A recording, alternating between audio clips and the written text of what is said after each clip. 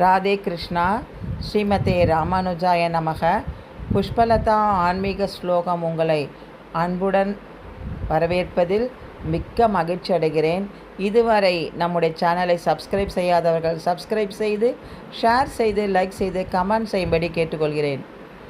இந்த நவராத்திரி தொடக்கத்திலிருந்து முடியும் வரை பெண்டீர்கள் அனைவருக்குமே குதூகலம்தான். அனைவர் வீட்டிலும் வந்து ஒருவரை சந்தித்து மகிழ்ச்சியாக பேசி தாம்பூலம் வாங்கி செல்வதில் மிக்க மகிழ்ச்சி அடைகிறோம். அது மட்டுமல்லாமல் கன்னியா குழந்தைகளுக்கு நாம் அம்பாளாக பாவித்து அந்த குழந்தைகளுக்கும் சிறு குழந்தைகளுக்கும் நாம் அந்த குழந்தைகளுக்கு தேவையானவற்றை கொடுத்து அம்பாளாக பாவித்து வணக்கம் செய்ய வேண்டும். பிறகு சரஸ்வதி பூஜை அன்று நாம் என்ன வழிபாடு செய்ய வேண்டும், குழந்தைகளுக்கு என்ன சொல்லித்தர வேண்டும் என்பதையும் கருத்தில் கொள்ள வேண்டும்.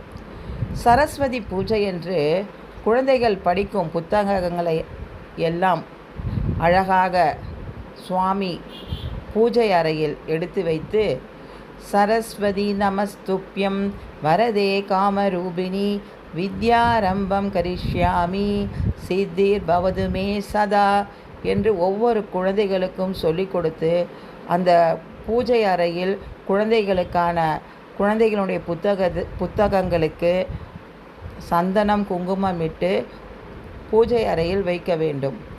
பிறகு சரஸ்வதியை வழிபட வேண்டும்.